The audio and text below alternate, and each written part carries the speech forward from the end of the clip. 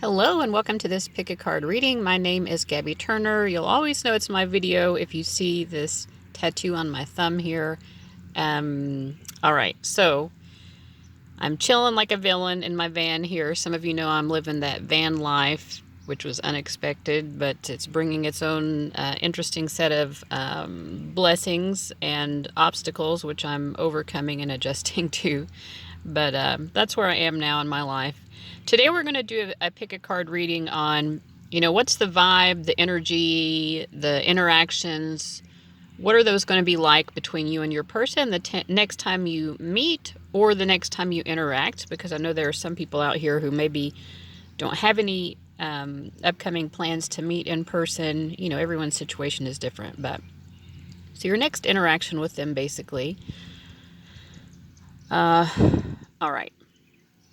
So we have three options. The first option is the Eight of Wands. Second reading would be the Hierophant card. And group number 3 is represented by the King of Wands. So those are your three options there. The timestamps are going to be below. And I'll see you at your reading. All right, group 1, welcome to your reading. You're the group that chose the Eight of Wands card here. Now, if you're familiar with my reading style, I usually start off when I'm looking at any sort of relationship or love connection situation or anything that's regarding your interaction with another person. This is representing your energy. These cards, there were two that wanted to come out in this case. These cards are representing your person of interest energy, and this is kind of the shared energy in between. Okay, so, I don't know, guys. I feel like with this Four of Cups as the general energy, it feels like a sort of blah, It's like, this feels a little bit uncomfortable. I don't know if I really like being here. I don't really know if I like this situation. On your end, we have the Nine of Swords, so clearly you're kind of like struggling with your anxiety, maybe overthinking things, being a bit anxious. And on their side, we have the High Priestess with the Five of Wands. I feel like they feel a little bit confused about the situation. It's almost like a sort of underlying annoyance. It's like, this situation is annoying me. I don't even know exactly why I'm annoyed, but something about this is off-putting. So let's kind of get more into it. Like, what's bringing this about? And we'll get some guidance for you as well about how you can approach this so that it is better. I feel like your person, the person you're asking about here, they're very confident in general. So the next time you talk or interact or whatever, that's just their general vibe. They're like in a place in their life where they're feeling pretty confident, feeling pretty good about life. And I think that you are probably, you're feeling good about them. And I think maybe that's where the issue is coming up. All of your good feelings are placed primarily on this person. There's a strong focus towards them, but I think that they are seeing that there are many things in their life that give light to their soul, that give them, a reason to be glad to wake up every morning. And so you're both coming to the table here with this Ten of Wands energy. You, because you're like, wow, I really like you. I want to put a lot of effort into this. I want you to like me back. And on their end, I think it's effort maybe because they feel that you need a lot of attention from them. Because I think they're sensing to some degree that you're not in that overall place of confidence where they are. And it's like, okay, you're sort of needy. It's like they have to be like this woman with the lion, and they're like, okay, like this person needs so much from me. And to some degree, they might even feel like you're trying to sort of manipulate them for attention. And they're like, okay, I do want to give you attention, but I need the time that I spend with you to be balanced out. It's not even just the amount of time, it's like the energy that they feel compelled to give you. They feel like it has to be balanced out with other things that are going on in their life. I don't really feel like you're trying to be that manipulative, though. But I think that where they're coming from, to sort of explain them is, because this isn't like, it's not really coming from a snobby place. I think it's just coming from a place where they feel like they need to protect their own light, their own inner light. I think they've had bad experiences in the past where people have kind of tried to take too much of their energy. All right, so let's see a little bit more here. What can group do? How can they approach this situation to maybe create a better outcome or a better vibe when this next interaction takes place? So we have the Six of Swords. Remember, initially we had the Nine of Swords, which is a lot of anxiety. Six of Swords is a much healthier, kind of stable, like rolling with the punches. If it's awkward, we'll be patient and understand that, in the end, things are going to be okay. I think you need to remind yourself that this person does really love you. They do have a lot of love for you exuding from their heart space. So it's nothing about their demeanor has anything to do with them not really holding you in the highest regard. They really, really do. I think that there is also definitely a mutual attraction, with the Empress card being the central energy. And so your spirit guides are saying, like, you're going to have a better experience here, and that's going to help them to have a better experience as well. If you, instead of getting into a place of anxiety, just say, like, if there's an awkward moment, that's okay. It doesn't mean all is lost. It doesn't mean that this person is rejecting me. Like, we're going to get through this together, right? It's not like I have to, like, bring everything to the table and make sure that that I'm lovable. It's not about proving your lovability. It's about meeting them halfway. Showing them that you care, not being afraid to show them that you care, but like, treating them as special as well, and allowing them to be themselves without you over analyzing it. I think that's part of it too. It's like, understand this is a whole person. They don't exist just in your reality. They have a whole life outside of just you. And it's like, I love you enough to understand that you are a whole person, and I'm not going to take everything personally that you do, like every little mannerism or word choice or whatever. It's like, allow this person just to exist without, feeling that, everything they do has so much significance in terms of validating you. I hope that's making sense. None of this is meant as a judgment of you. We're talking about basic human nature here. We're talking about experiences that every person has from time to time. All right. So any further guidance, and then we'll wrap it up. I think it's just, your spirit guides really want you, it's really about rolling with the punches and learning how to navigate those little moments when we might get emotionally triggered, or, a lot of you in group one, and this is something that I have, myself, you may have attachment issues where you have had a lot of experiences of being rejected or abandoned. And yes, other people were involved in those experiences of you being rejected and abandoned, but you can't walk around with that gaping wound all the time, festering and, toxifying every other situation that you have.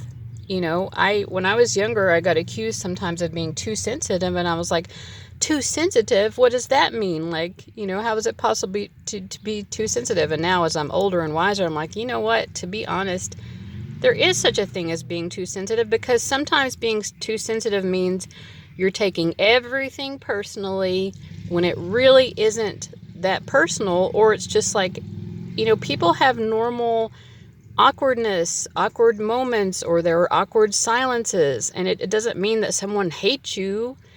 Like, there's no need to jump to these extremely negative conclusions. The first card that we had out representing you was the Nine of Swords, if I can get back to that card, because, the best example I have of what that card means, I'm trying to find it again in this stack here, is when we're looking over in the corner in a dark room and we think we see a monster, when in reality, what is actually there is like a coat hanging on a chair, right? So our mind, if we let our mind run away and, make us believe all of these deluded anxieties are real, then we're going to have such a horrible experience of every moment, even the best moments. And we clearly saw with that Lover's card, even the Strength card is a card of like beautiful heart-based love. The Empress card, like this person really cares about you, but that they can't, give their whole life to you and all of their energy to you either. And that doesn't mean that you're actively trying to do that, but sometimes when they're around you, it feels that way. And so on your end, it's just about being mindful of, even at a subtle level, the ways that we can, be a little bit of an energy vampire sometimes. I know that's something also that I've had to learn over time.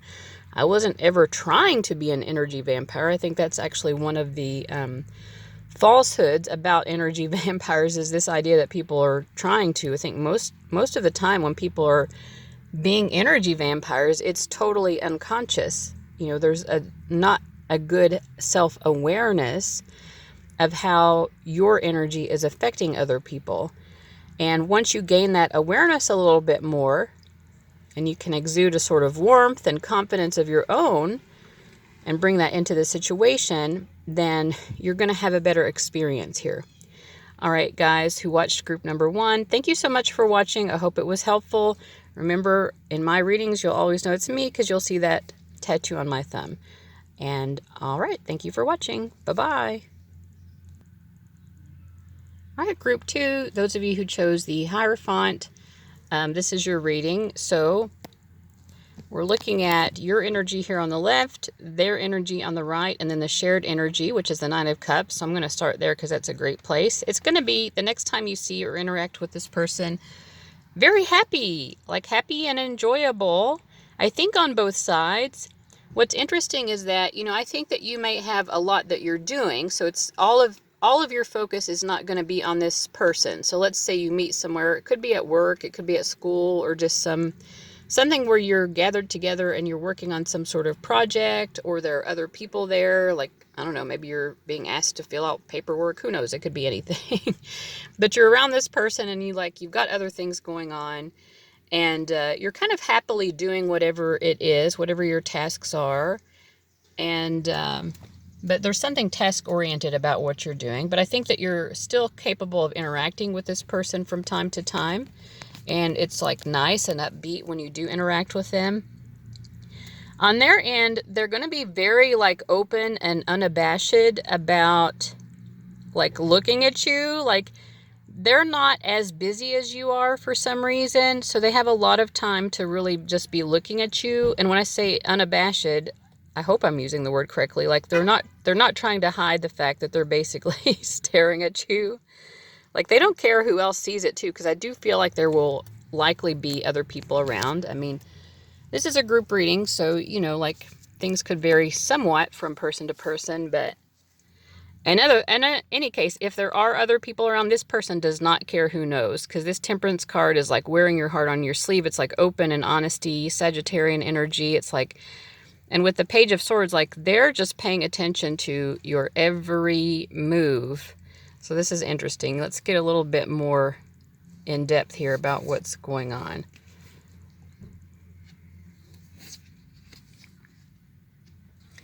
I think that you will both sort of feel each other. We have Nine of Cups and Queen of Cups here as the central energy that you're sharing. You'll both kind of feel each other as like an emotional safe space in the room, or if you're meeting outside, just in that general area where you're at. Like, because I really feel like there's probably going to be other people around. And cooking, that could be another thing that's going on. Like if you're meeting at someone's house or something, could be something that you're busy with. But in any case, there's something that you're busy with. And yeah, there's a lot going on. I think that there are other people like who are needing your time and attention for whatever reason, like interruptions. I feel like the Tower card are like just sort of sudden interruptions. Like, but when the two of you are able to like speak to each other and stuff, or look at each other, there's this like beautiful, like man, like, you just make me feel okay, you know, no matter what else is going on. I think that I don't think it's bothering you, but I think that there are other people around who are maybe being like chaotic or noisy or just wanting you to do this thing or that thing. And it's like people keep asking you stuff or interrupting somehow. And I don't know, it's like the shared energy between you and this person like allows you to keep calm, cool, and collected because you're like, oh man, this person, like, they love me, they care about, you know, what I'm going through. And again, I keep getting the feeling like this person is not nearly as busy. They're just sitting or standing or, you know, like they're kind of loafing about. Like there's not a lot that they're doing, but they're noticing everything you do. And sometimes they're like super directly looking at you. At other times, they're kind of like looking at you at the corner of their eye, but like the whole time their attention is basically focused on you. And you can tell by their response that they don't like people bothering you either. They're like, you know, and I feel like that's part of what is sort of emotionally reassuring to you in this moment. Yeah, so I think overall you're going to experience this as just a beautiful moment where you really felt in a kind of quiet way. Like this isn't this moment when the two of you have time to get into a super deep discussion necessarily, but it's like, man, this is just like such a like beautiful, like regular moment. I feel like it gives you a glimpse into like, you know, our love for each other, our care and concern for each other is something that can be felt even in the most like mundane or random of moments. It doesn't have to be some special like 5-course dinner date that we're going on. It doesn't have to be dancing at a ballroom. You know, it's like whatever we're doing, like it can just be a random thing, like, you know, putting a meal together at a friend's house, or I don't know, working on a school project. I don't know what it is, you know, depending on who you are, but it's like, man, we can just feel the love for each other in any of these moments. All right, so I'm going to pull one card of advice. We get the Judgment card. The Judgment card is telling you that there's something about this connection which is about to elevate. Yeah, we have the Two of Cups and the Judgment and the Three of Pentacles. I think your spirit guides are just telling you that you're safe in that process. Something here is really about to elevate up to the next level in some way. And your guides just want you to really trust that process, because sometimes even positive changes can be a little bit unnerving, a little bit scary, right? So they just want you to trust this. This is a safe person. The two of you care about each other. You'll be able to get through this upgrade process. You know, it could be moving to the next level of commitment or whatever, or things just get some more serious in some kind of way.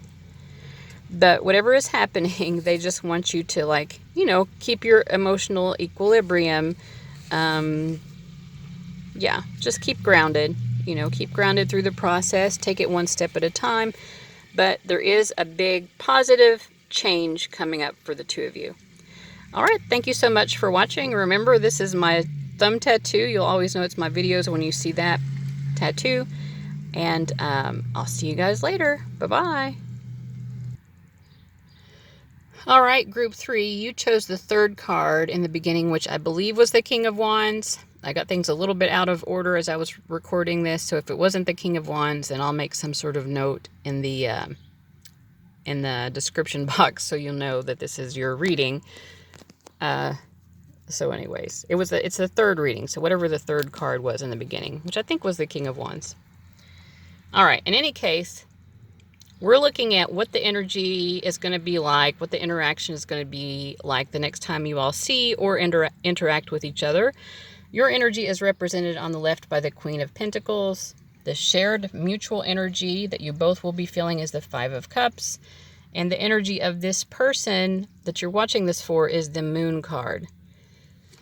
So I really feel like this person has a lot going on in their inner emotional landscape, but it's like I don't really think that they're saying it out loud.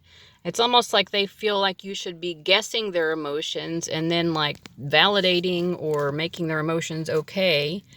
because I think these are like emotions of sadness or neediness. It's like this person has a neediness from you. They need some sort of attention. They need you to say the right things. They need you to sort of validate their unexpressed worries. And I want to put emphasis on the word unexpressed here, because that's exactly what it is. They're not saying it, but yet they feel like you should just automatically somehow understand what their worries and concerns are and say the exact perfect thing to make it all okay.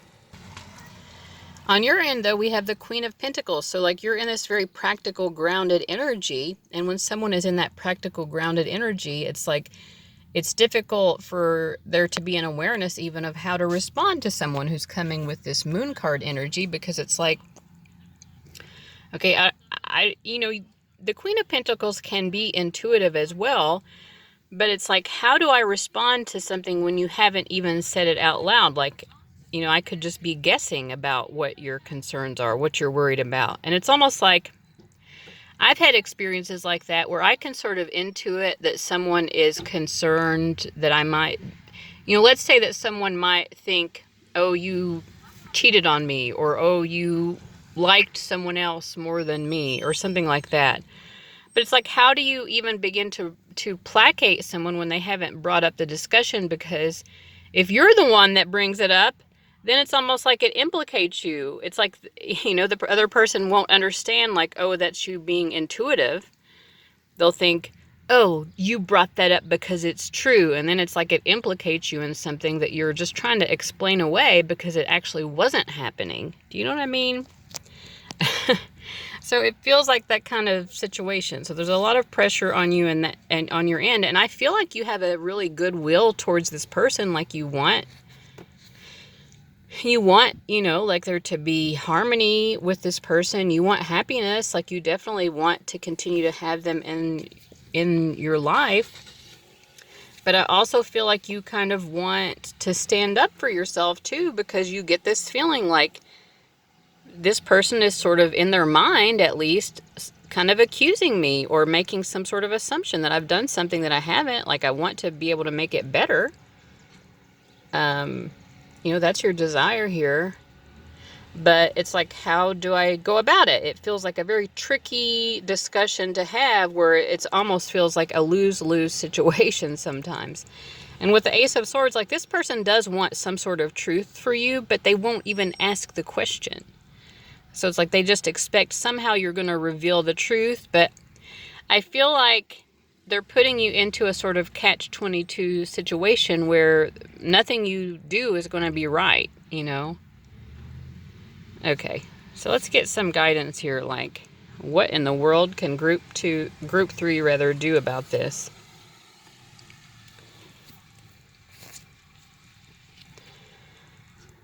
So first of all, I'm sorry about the lighting. I'm trying to get it to where it's either too dark or too whatever. I don't know. Okay, this is a little bit better, but there's glare. Anyway, you can see this is the Seven of Swords here. So this is advice. The Seven of Swords is kind of like more like observing without feeling the need to speak. So I feel like you will already be kind of making some observations, whether you think of it as intuition or just reading their body language or all of the above. You can tell there's something going on that they're not saying out loud. And the guidance is that you don't have to like speak to everything out loud either. It's more about, okay, you need to just kind of be patient with this person and see how things play out. Like, are they going to speak it out loud? Are they going to actually ask the question?